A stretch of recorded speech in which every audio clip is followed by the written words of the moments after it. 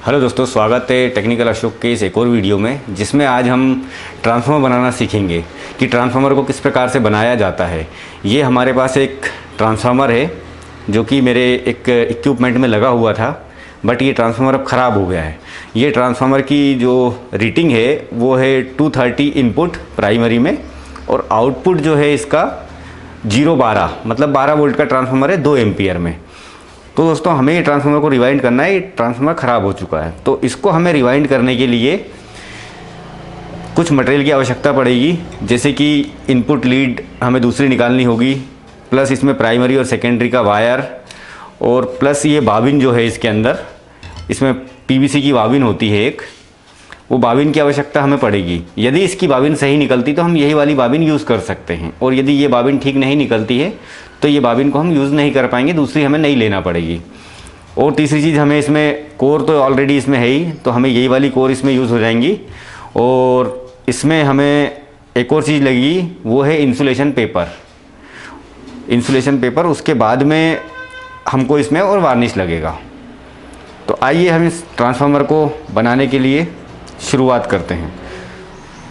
तो दोस्तों, ये हमारा ट्रांसफार्मर है। सबसे पहले आप देख रहे होंगे इसमें 4 बोल्ट लगे हुए हैं, जो कि कोर को कसने के लिए, टाइट करने के लिए हैं, ताकि ट्रांसफार्मर वाइब्रेट ना करे। तो दोस्तों, सबसे पहले हम इनको खोल लेंगे।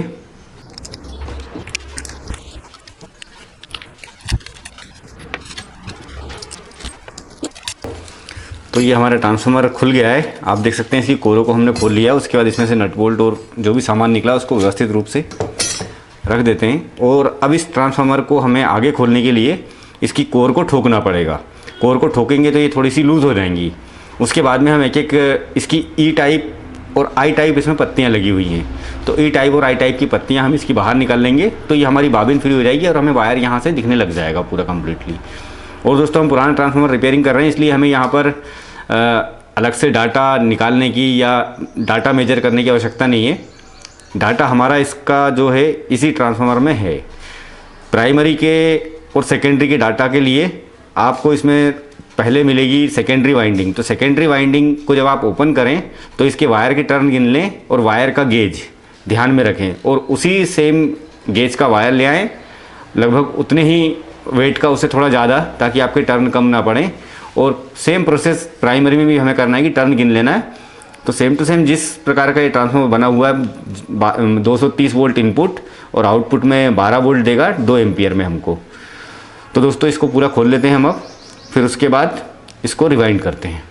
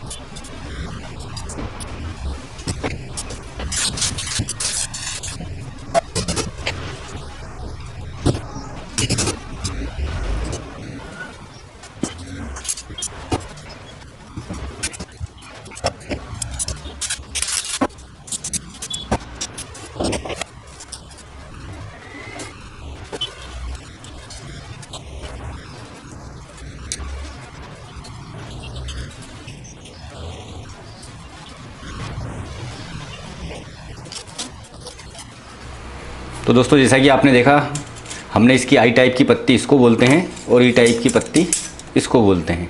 ये दोनों टाइप की पत्तियां हमने इसमें से निकाल ली हैं। दूसरी चीज़ आपने देखा होगा, इसकी सेकेंडरी भी हमने खोली, और सेकेंडरी का वायर जो है ये निकला है। ये वायर ठीक है, आप चाहें तो ये भी लगा सकते हैं, और नया लगाएं तो और अच्छी बात है, बाकी ये भी चल सकता है, कोई समस्या नहीं है उसमें।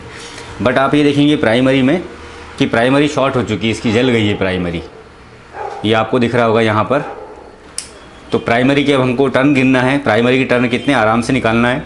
ये लगभग आइडियल बता रहा हूँ मैं कि शायद 36 या 35 नंबर का वायर है। SWG स्टैंडर्ड वायर गेज जिसको बोलते हैं, उसका नंबर ये है।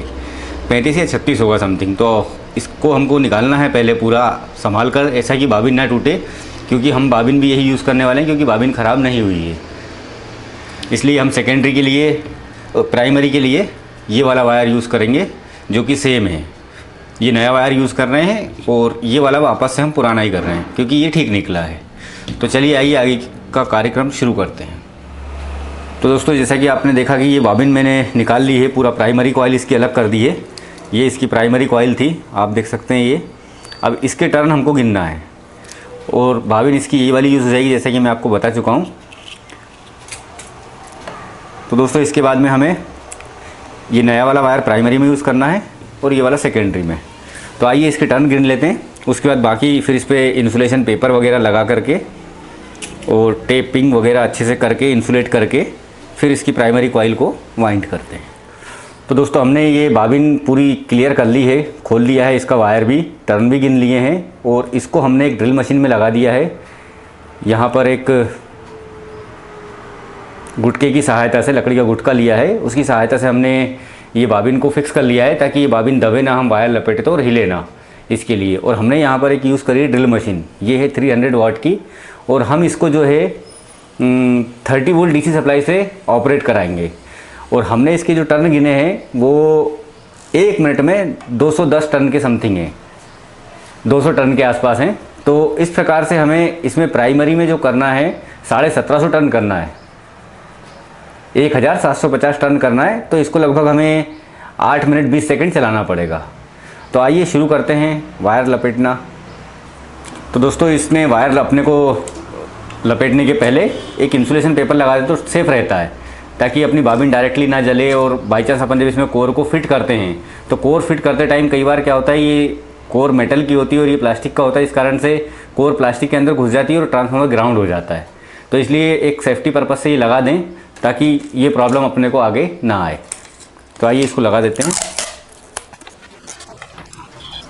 इसको बिल्कुल टाइट लगाना, लूज़ नहीं रखना है, नहीं तो आपकी कॉइल जो है लूज़ बनेगी।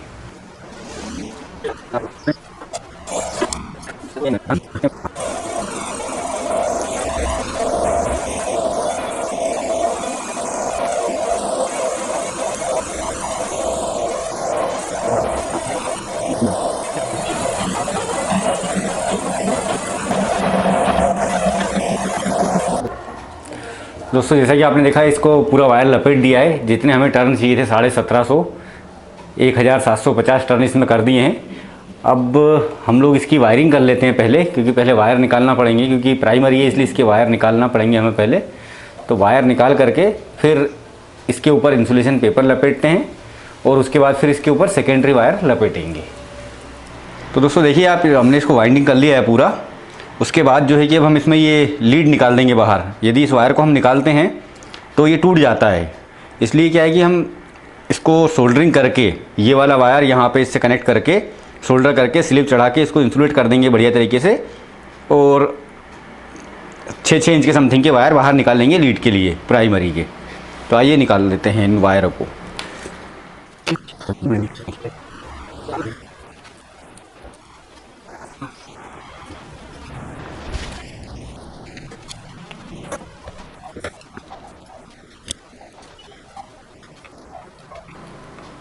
बारीक वायर है दोस्तों, इसलिए थोड़ा संभल के कनेक्शन करें।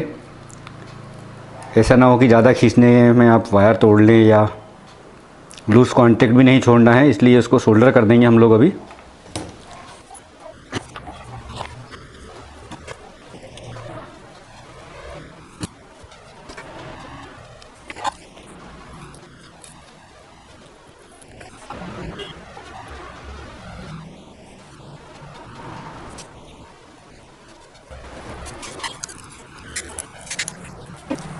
इस पर सेलो टेप का इस्तेमाल करें ताकि ये वायर इधर उधर ना सरकें। उसके बाद ये प्राइमरी और सेकेंडरी के बीच में हमको ये पेपर लगाना पड़ेगा, जिससे कि प्राइमरी और सेकेंडरी आपस में टच ना हो।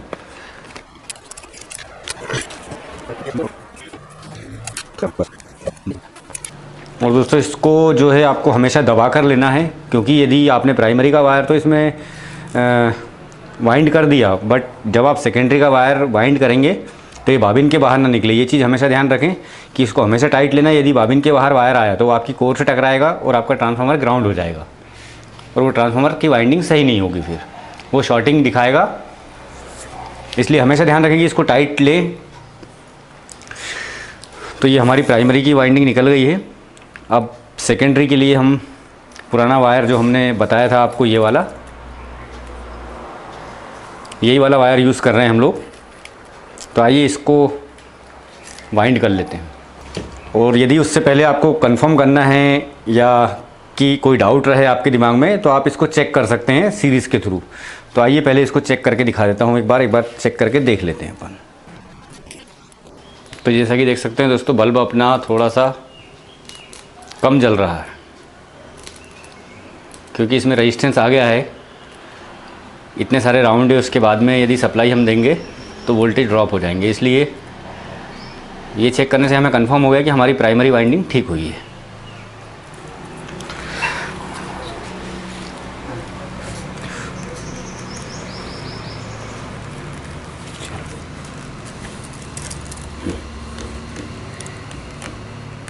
दोस्तों ये वायर बहुत हार्ड है, मोटा वायर है, इसलिए इसको थोड़ा टाइट लपेटना पड़ेगा, वरना आपका जो बाबिन का साइज़ है वो आप छोटा हो जाएगा। फिर आप उसमें कोर नहीं बैठा पाएंगे, आपके टर्न बराबर नहीं आ पाएंगे। इसलिए इस वायर को टाइट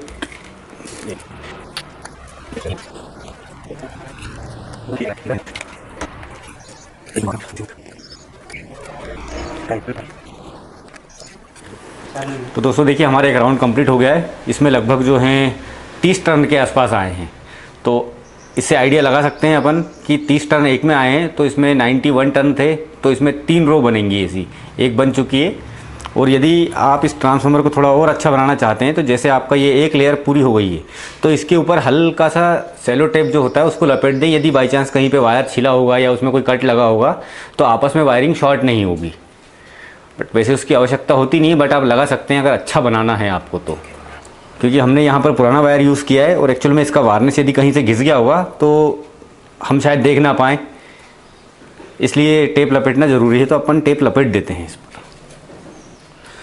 तो दोस्तों ये हमारे सेकेंडरी के दोनों वायर निकाल लिए हैं हमने। अब फाइनली इसमें जो है कि हमें अब और कोई वायर इसमें ऐड नहीं करना है, इसलिए इसको हम फाइनली अब पैक कर दे रहे हैं। वो भी इंसुलेशन पेपर जो होता है उसको थोड़ा अच्छे से लगा दें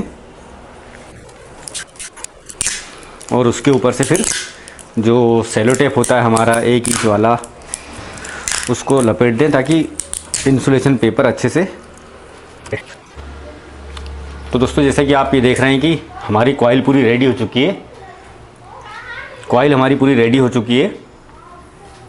अब इसमें हमें सिर्फ कोर डालना है। ये जो कोर है इसमें सब फंसाना है। तो उसको लगाने का सबसे सही तरीका ये है, आप इसको इस प्रकार से रखें और ये कोर आप ले लें, लगभग आधी इस तरफ रख लें और आधी इस तरफ रख लें, और एक साइड से एक कोर को इस तरीके से डालें और दूसरी को इस तरफ से इस प्रकार से। ऐसे आपको एक एक कोर डालनी है। और दोस्तों ये भी ध्यान रखिए कि कोर डालते समय आपकी वाइंडिंग कहीं टच तो नहीं हो रही है। जो आपने वाइंडिंग करी है ये वाइंडिंग कहीं बाहर तो नहीं है या टच तो नहीं हो रही है, इसका ज़रूर ध्यान रखें आप। और दोस्तों ये सिंगल पत्ती डालने का एक फ़ायदा रहता है कि ट्रांसफार्मर जो है वाइब्रेट कम होता है और कसा हुआ रहता है हमेशा, अगर एक एक पत्ती डालेंगे। यदि हम 4-4, 6-6 एक साथ 8-10 इकट्ठी फंसा देंगे तो ट्रांसफार्मर में वाइब्रेशन ज़्यादा होगा। अब दोस्तों जैसे हमारी कुछ पत्तियां लग गई हैं, उसके बाद हमें क्या है, जब ये ट्रांसफार्मर टाइट हो जाता है तो इसमें पत्ती फंसाने में बहुत दिक्कत जाती है, पत्ती फंसती नहीं है। इसलिए हम क्या करेंगे कि 3 पत्तियां लेंगे, 3 पत्तियां एक साथ एक ही जगह पे लगा देंगे, बाकी इस तरफ सिंगल ही लगाना है। ऐसा हमें हर 10-15 पत्तियों के बाद में करना होता है। उससे क्या होता है कि जब हम इसको टाइट करेंगे तो हमें पत्तियां फंसाने में आसानी रहती है। नहीं तो हम जो पत्तियां फंसाएंगे इसमें, जो कोर इसमें लगाएंगे, वो कोर आसानी से नहीं लग पाएगी। इसलिए हर 15-20, यदि ट्रांसफार्मर बड़ा है तो थोड़े ज़्यादा 30-40 पत्तियों के बाद में आप 5-6 पत्ती इकट्ठी लगा सकते हैं।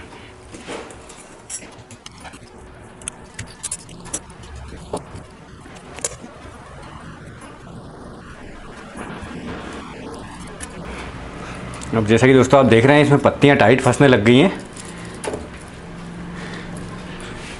अब जो पत्तियां हमने बीच में 3-3 फंसाई थी, अब उन पत्तियों के सहारे हम इसमें ये सारी पत्तियां लगा देंगे। अब हमारे पास ज़्यादा नहीं बची हैं, 5 पत्तियां बची हैं, खाली हमें ये ट्रांसफार्मर टाइट हो जाएगा 5 पत्तियों में अभी।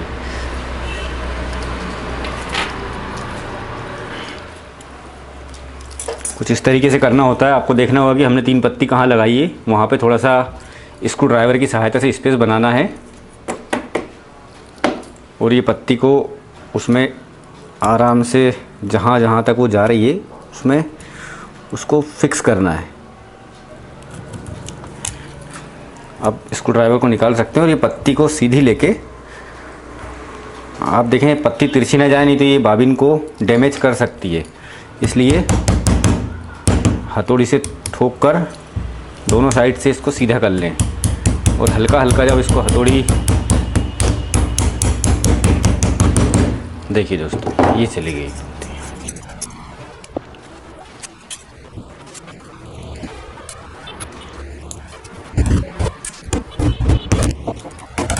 और दोस्तों एक चीज़ का विशेष ध्यान रखें कि ये पत्ती तिरछी ना जाए। यदि ये पत्ती तिरछी जाती है इसके अंदर तो ये आपकी बाबिन को डैमेज करते हुए जाएगी।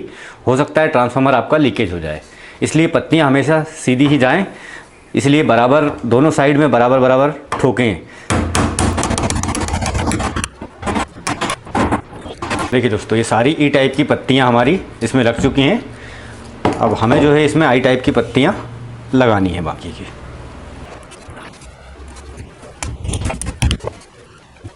इनको फंसाने का सही तरीका दोस्तों ये होता है, इनको ऊपर मैं आपको बता देता हूँ। इसको ऊपर से इस प्रकार से जहाँ आपको गैप दिख रहा है उस गैप में हल्का सा इसको रख दीजिए और पत्ती को यूँ तिरछी कर दीजिए।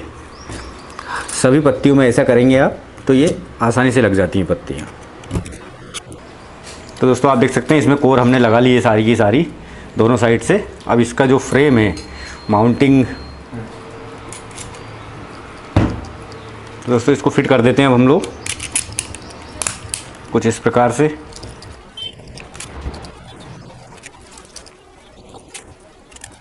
दोस्तों इसका ये फ्रेम फिट हो गया है, बट मगर इससे पहले अपने को एक चीज़ देखना है कि सारी पत्तियां जो हैं आपस में चिपकी हुई और सारी पत्तियां लेवल में होनी चाहिए ये। क्योंकि यदि पत्तियां लेवल में नहीं होंगी तो वाइब्रेट करेगा, गैप रहेगा तो उसमें वाइब्रेशन होगा और वो मैग्नेट जनरेट करेगा। इसलिए सारी पत्तियों को अच्छे से ठोक दें और इसके नट जो हैं बाद में अच्छे से टाइट कर दें।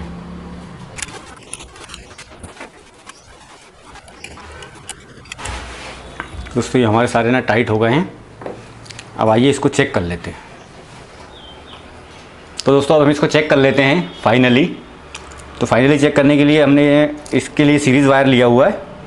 तो हम पहले प्राइमरी में लगाते हैं और ये देखिए हल्की सी स्पार्किंग आ रही है यहाँ पर, मतलब प्राइमरी कॉइल ये ठीक है।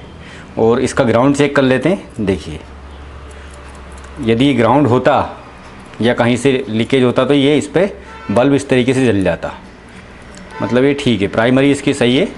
अब सेकेंडरी में यदि हम देखें तो सेकेंडरी में ये देखिए बल्ब जल गया, सेकेंडरी की कॉइल ठीक है। उसके बाद इसका ग्राउंड चेक कर लेते हैं। देखिए ग्राउंड नहीं आ रहा है, इसका मतलब ये ट्रांसफार्मर ओके है। अब इसमें हम सप्लाई जोड़कर इसके वोल्टेज और चेक कर लेते हैं।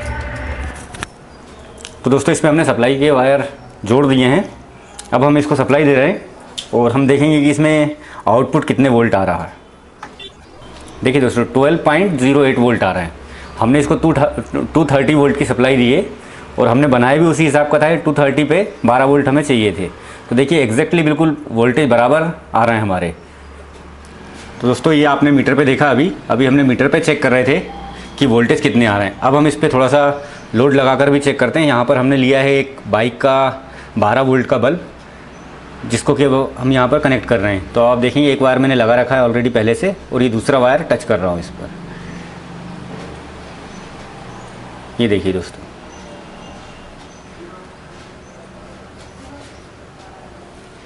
तो दोस्तों आपने देखा कि ये ट्रांसफार्मर हमारा रेडी हो चुका है। अभी इसको मैंने आपको मीटर से भी चेक करके दिखा दिया है, प्लस अपना इसमें लोड लगाकर भी देख लिया अपन ने बल्ब जलाकर।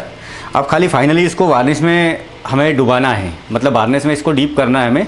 वो इसलिए कि यदि आपकी वाइंडिंग लूज़ हुई है या आपको ऐसा लगता है कि आपके हाथ से कहीं पर लूज़ थोड़ा सा हो गया है वायर, या कि कोर आपकी थोड़ी लूज़ बैठी हुई है, उसको फुल तरीके से आप टाइट नहीं कर पाए हैं किसी कारण से, तो उस कंडीशन में आपको इसको वार्निश पिलाना है। बट आपने देखा कि हमने इसमें इसकी वाइंडिंग जो रिवाइंडिंग करी है बहुत टाइट करी है, जिसमें कि इसकी वाइब्रेशन का कोई चांसेस नहीं है कॉइल में, प्लस इसकी कोर भी जो है हमने काफ़ी टाइट करी है, तो उसमें कोई वाइब्रेट होने का चांस नहीं है, इसलिए हम इसको वार्निश में नहीं डाल रहे हैं। बट यदि आप चाहें तो वार्निश डाल भी सकते हैं, उससे कोई इशू नहीं है। ठीक रहेगा कि यदि कहीं कोई लूज़ रहेगा आपका तो वाइब्रेशन आपका ख़त्म हो जाएगा। तो दोस्तों ये था एक छोटा सा वीडियो जिसमें मैंने आज आपको ट्रांसफार्मर रिवाइंड करना बताया। उम्मीद करता हूँ छोटा सा वीडियो आपको पसंद आया होगा। यदि फिर भी दिमाग में या आपके माइंड में कोई डाउट या क्वायरी हो तो आप कमेंट बॉक्स में कमेंट कर सकते हैं। मिलते हैं हमारे अगले वीडियो में, और जाते जाते हमारे चैनल को सब्सक्राइब और लाइक करना ना भूलें। Thank you very much for watching us. जय हिंद, जय भारत।